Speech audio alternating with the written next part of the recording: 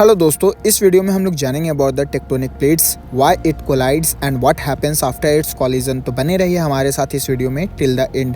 दोस्तों, tectonic plate को समझने के लिए हम लोग को कॉन्टिनेंटल थ्योरी का पता होना जरूरी है, जो जर्मन मेट्रोलॉजिस्ट अल्फ्रेड वैगनर के द्वारा 1912 में दिया गया था।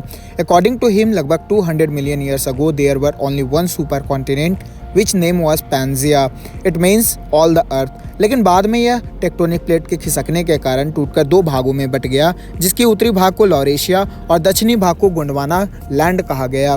बाद में फिर से it broke into various smaller continent that exist today.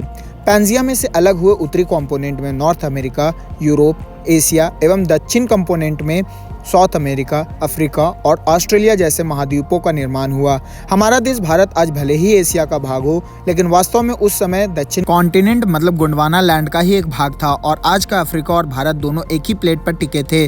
फिर धीरे धीरे अंदरूनी प्लेट के खिसकने से प्लेटें भी अलग अलग होती गई और आज भारत की ज्योग्राफिकल प्लेट अफ्रीका से अलग होकर धीरे धीरे एशिया की तरफ आ गई और प्लेट के लद्दाख वाले हिस्से से एशिया से टकराव हुआ। भूगोल के अनुसार जब दो प्लेट का टकराव होता है तो भारी वाला हिस्सा नीचे की तरफ खिसक जाती है और हल्का वाला हिस्सा ऊपर की ओर आ जाती है। दोस्तों, ऐसा ही कुछ हुआ अपने लद्दाख वाले हिस्से पर और हिमालय का निर्माण हुआ। दोस्तों, आज भी यह प्लेट हिमालय की ओर दब रही है, जिसके कारण हिमालय ऊपर उठता रहता है और इसी के कारण माउंट एवरेस्ट और हिमालय के पर्वत की ऊंचाई कुछ सालों में बढ़ते जाती है। तो यहाँ प्रश्न यह खड़ा होता है कि व्हाई टेक्टोनिक प्लेट्स कोलाइड्स।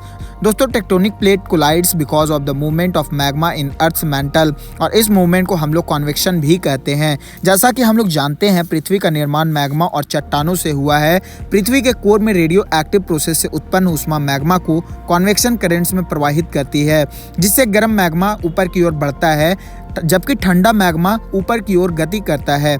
इस कारण टेक्टोनिक प्लेट्स इधर उधर घूमती है और जब दो प्लेट एक दूसरे की ओर बढ़ती है तो वो कॉन्वर्जेंट बाउंड्री पर टकराती है। Basically there are 3 types of plates: boundary, convergent, divergent and transform boundary. आइए समझते हैं one by one. Convergent boundary: दो प्लेट एक दूसरे की तरफ मूव करती है जो टकराने के बाद हिमालय का निर्माण करती है।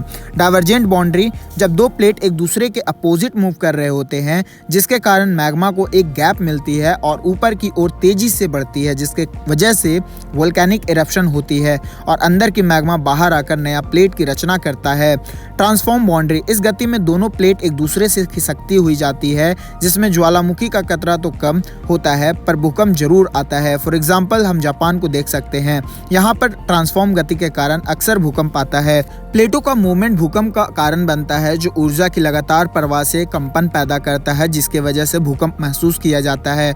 I hope you found this video informative. That's all for today. See you in the next one. Thank you very much. जय हिंद।